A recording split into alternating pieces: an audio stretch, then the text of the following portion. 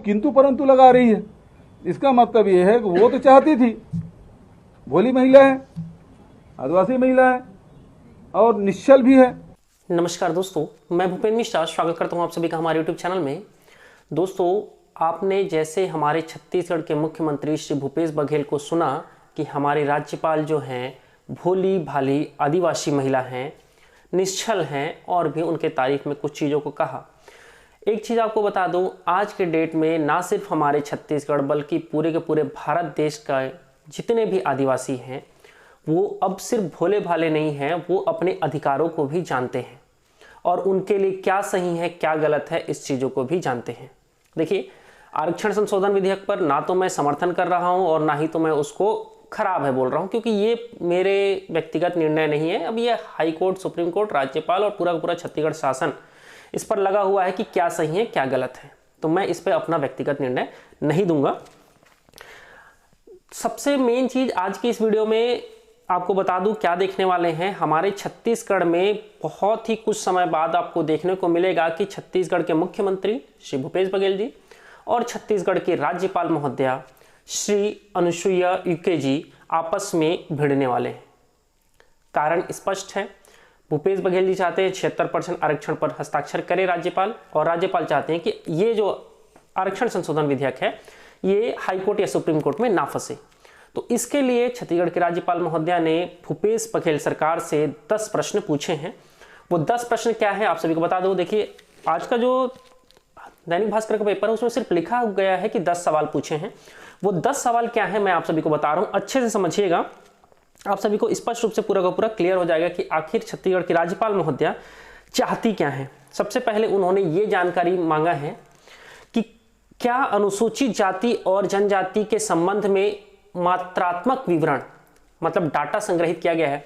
देखिए, हमारे छत्तीसगढ़ में जातिगत जनसंख्या का गणना कब किया गया।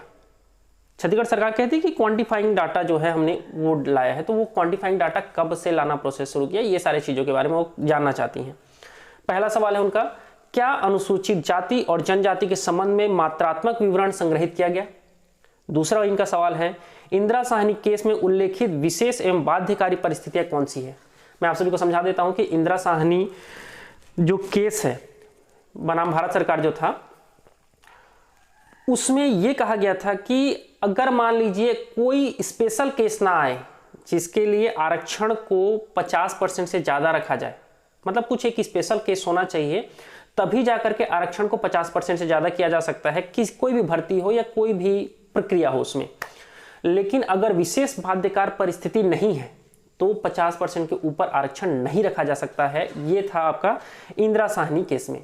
तीसरा सवाल उन्होंने पूछा है कि हाई कोर्ट के आदेश के 2.5 महीने बाद ऐसी कौन सी परिस्थिति बनी जिसके आधार पर आरक्षण में 50% से अधिक की वृद्धि कर दी गई।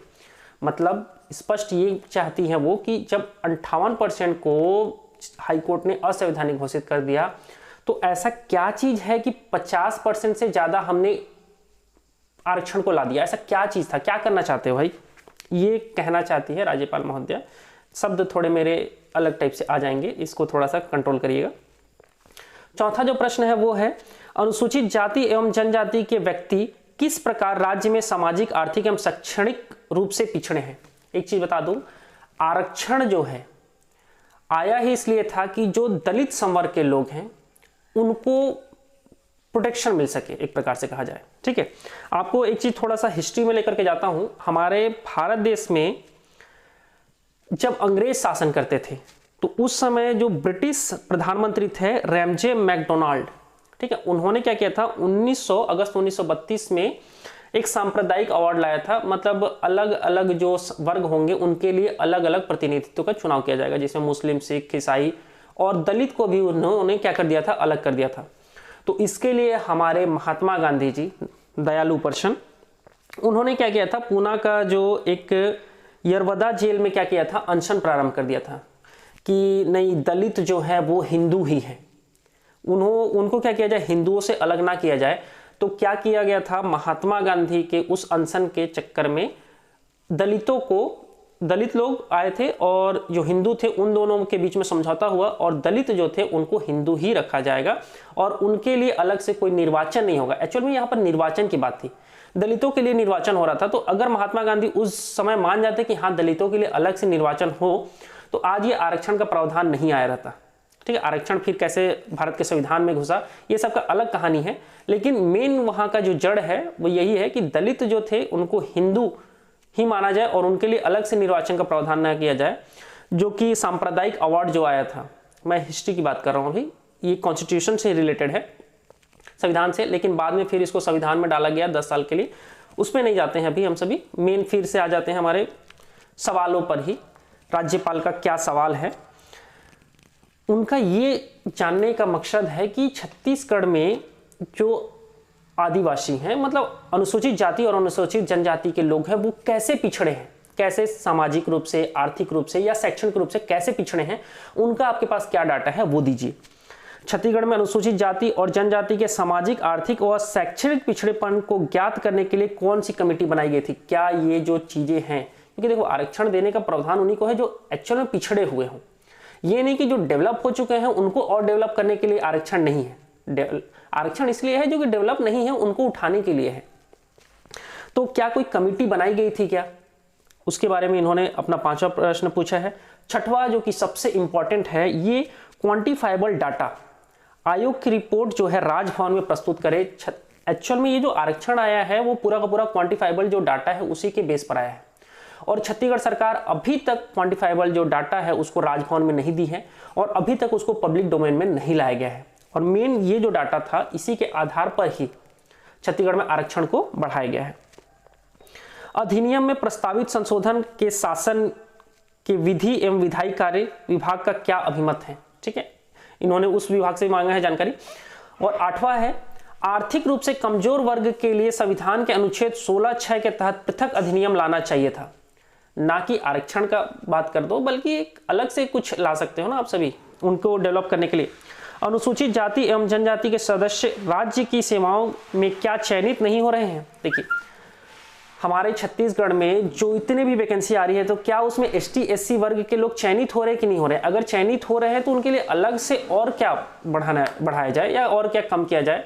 देखो कम तो नहीं करना चाहिए था, बढ़ाने के ऊपर बस मत है।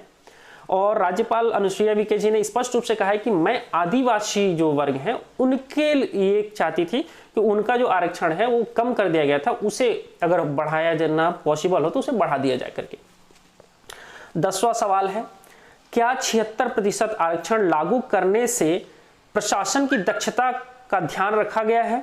इस संबंध में क्या कोई सर्वेक्षण किया गया है। मतलब ओवरऑल यही है कि अगर ये जो आरक्षण है वो लागू होगा तो क्या राज्य में फिर से हाई कोर्ट या सुप्रीम कोर्ट में अगर कोई चला गया तो स्टे लगेगा कि नहीं लगेगा। अगर लग गया तब क्या करेंगे। मतलब सिर्फ और सिर्फ साइन करना ही इंपॉर्टेंट नहीं है, साइन करने के बाद उस विधेयक को बचाना भी इंपॉर्टेंट है राज्यपाल महोदय के हिसाब से। बाकी आपका क्या निर्णय है ये जरूर बताइएगा। और एक चीज मैं बता दूं, हमारे छत्तीसगढ़ में आप सभी देख रहे हैं कि 0% आरक्षण पर वैकेंसीज आ रही है, लेकिन एक चीज याद रखना, 0% आरक्षण पर वैकेंसी आ सकता है लेकिन रिजल्ट नहीं आ सकता है। और छत्तीसगढ़ में अगर ऐसा ही राज्यपाल और मुख्यमंत्री आमने सामने भिड़े तो फिर यहाँ की जनता को बहुत ज़्यादा नुकसान होगा। ये हम सभी ने दिल्ली में देखा हुआ है। दिल्ली के उपराज्यपाल और उस समय मुख्यमंत्री थे अरविंद केजरीवाल कैसे बहुत सारे टॉपिक्स को लेकर के भिड़ते थे और उसमें दिल्ली की जनता कुछ समय तक परेशान होती थी। ये तो वहां पर जो था एक अलग ही मसला था। यहाँ का जो मसला है पूरा का पूरा है आरक्षण को लेकर के। और आरक्षण जो है ये बहुत सारी चीज़ों को डिसाइड करता है।